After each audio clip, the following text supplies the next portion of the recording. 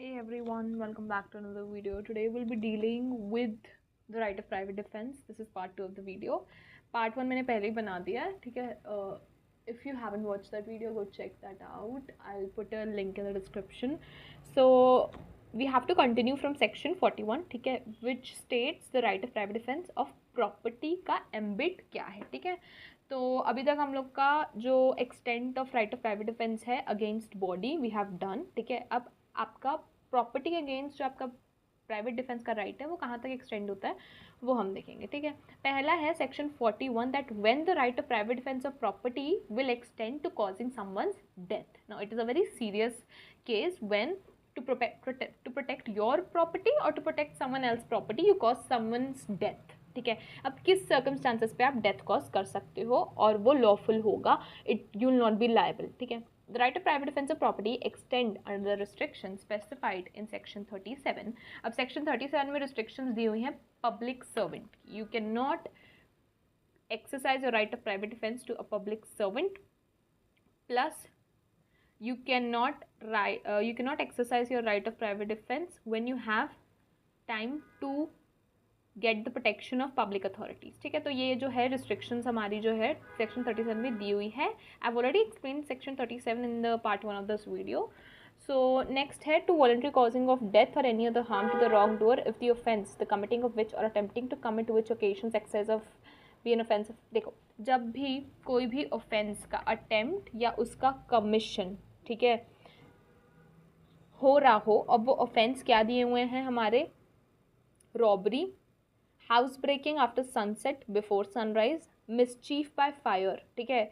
आप किसी के घर पे या किसी एक्सप्लोजिव सब्सटेंस से आप आग लगा रहे हो किसी के घर पे, किसी के टेंट, वेसल या बिल्डिंग में किसी भी एक्सप्लोजिव सब्सटेंस के साथ, ठीक है. You just put that thing on fire, ठीक है. कोई भी ऐसी चीज़ जो कि घर हो, टेंट हो, वेसल हो या बिल्डिंग हो, ठीक है, या फिर it is used as a place for custody of property. Custody of property के लिए क्या यूज़ किया, जैसे गोडाउन हो गया, ठीक है, वहाँ पे बहुत ज़्यादा सामान रखा हुआ रहता है, आप उन जगहों पे अगर आग लगा रहे हो, ठीक है. नेक्स्ट है theft, mischief or house trespass under such circumstances as may reasonably cause apprehension that or grievous hurt will be the result. Simply है, आप जब थेफ्ट कर रहे हो, मिसचीफ कर रहे हो, किसी का भी हाउस ट्रेसपास कर रहे हो, क्रिमिनल अनलॉफुल ट्रेसपास कर रहे हो, and you have and the other person has a reason to believe और other person को apprehend हो जाता है, other person को एक idea लग जाता है कि आप उस पर्सन की डेथ या ग्रीवियस हर्ट कॉज कर सकते हो, ठीक है. अगर आप थेफ्ट कर रहे हो या मिसचीफ कर रहे हो, ठीक है, अब और आप वेपनाइज्ड हो, आप बहुत लीथली वेपनाइज्ड हो, नॉट लीगली, लीथली वेपनाइज्ड हो, ठीक है. तो सामने वाले बंदे को तो यही लगेगा ना कि तुम उनको मारने ही आए हो, ठीक है, उनकी तो जान गई, उनको यही लगेगा, राइट. तो इन केसेस में जब भी इन ऑफेंस का या तो कमीशन है, ठीक है, यहाँ पे दिया हुआ है when this offence is either committed या फिर अटेम्प्ट कर रहे हो, जब any person is attempting to cause such offences. कौन कौन से, robbery, house breaking, mischief by fire and explosive substance, theft, mischief, house trespass, और इन कंडीशंस के अंदर, ठीक है, इन कंडीशंस के अंदर जब ये ऑफेंस या तो कमिट हो रहे हैं या तो अटेम्प्ट हो रहा है इन ऑफेंस को करने का, then you have the right to defend your property by causing the death of another person, ठीक है. ये दिया हुआ है सेक्शन 41 में. अब कंडीशंस और ऑफेंसेस देख लो, और इनका कमीशन या अटेम्प्ट के अंदर मारे जाओगे तो ये ऑफेंस करने की कोई ज़रूरत है नहीं, ठीक है. Then we have section 42. What does it say? When such right extends to causing any harm other than death, ठीक है.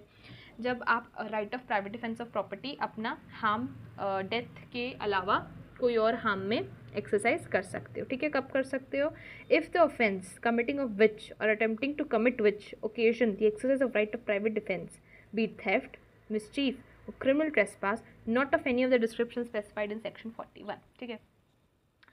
अब आप कर रहे हो theft, mischief or criminal trespass, but उस लेवल का नहीं कर रहे हो जो सेक्शन 41 में दिया हुआ है, ठीक है. सेक्शन 41 में बट थेफ्ट, ठीक है, not any of the description specified in section 41. आप ऐसे ये 3 ऑफेंस या तो आप अटेम्प्ट कर रहे हो तो कमिट कर रहे हो, बट उस वे में नहीं कर रहे हो जो सेक्शन 41 में दिया हुआ है.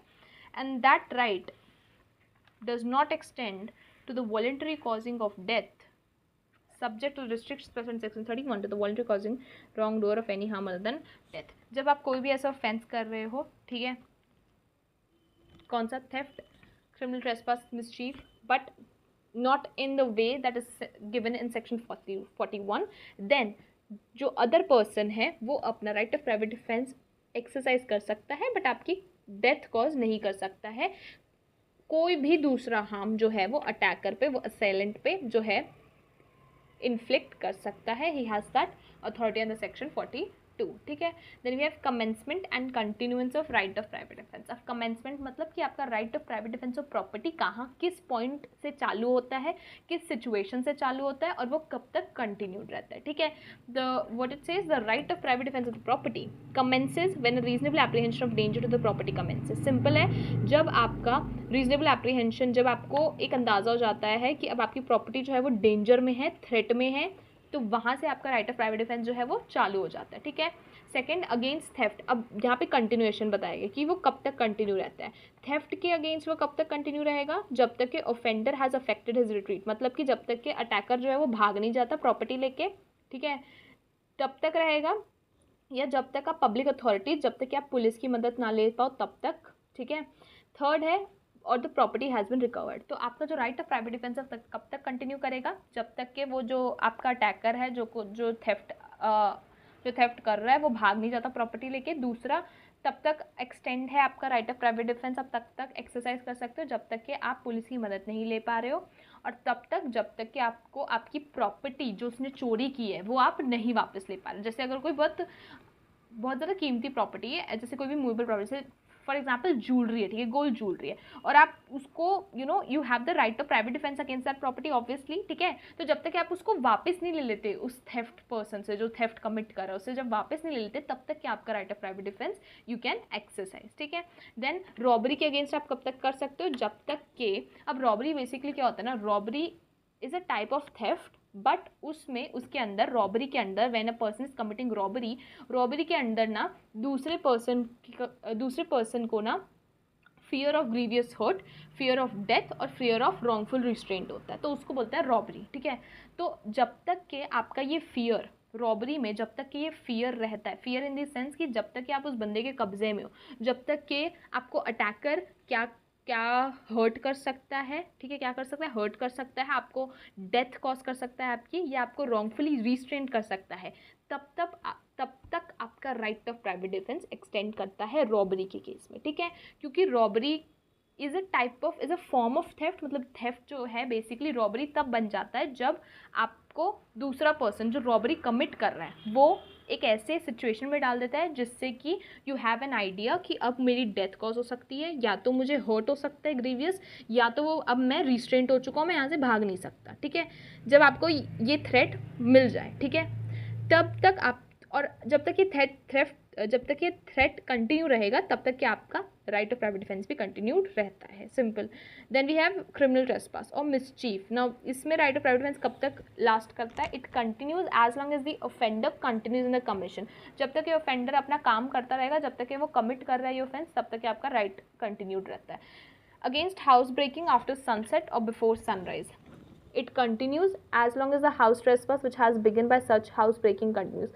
Simply जब तक ये offense continued रहेगा तब तक के आपका right भी continued रहेगा.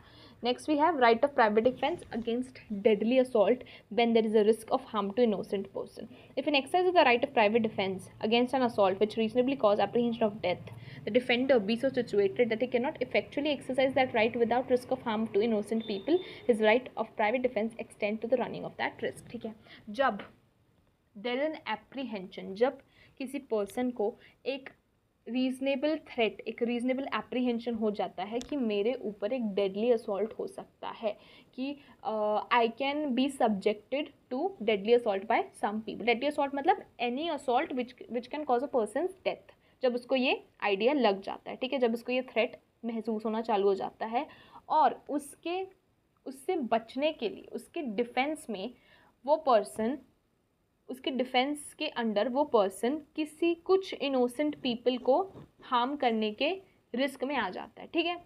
तब भी स्टिल दैट पर्सन, अगर इवन इफ उसमें कोई इनोसेंट पीपल हार्म हो रहा है, तब भी वो पर्सन अपना ये राइट जो है वो against that risk he can continue, he can carry out that right of defence, he can attack people who are going to cause him a deadly assault. अब यहाँ पे illustration बहुत easy और बहुत easily वे में आपको समझ आएगा illustration पढ़ के क्या बोल रहे हैं. A is attacked by a mob, simple, ठीक है, who attempt to murder him, ठीक है, एक mob means group of people and they attempt to murder A.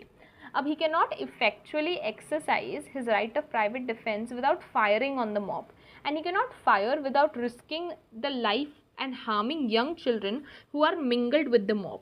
A commits no offense if by firing the arms he harms any of the children. Simple है. A को attack कर रहा है एक mob मतलब means a group of people, ठीक है.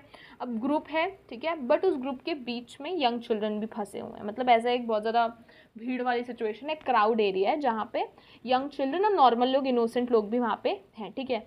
अब ए को बचना है, ठीक है. बचने के लिए वो उस मॉब पे बिना देखे फायर करना चालू कर. बिना देखे मतलब ऑब्वियसली वो चूज़ तो नहीं कर सकता ना कि मैं बच्चों पे फायर ना करूँ, राइट, क्योंकि उसको प्राइवेट डिफेंस अपना एक्सरसाइज करना है.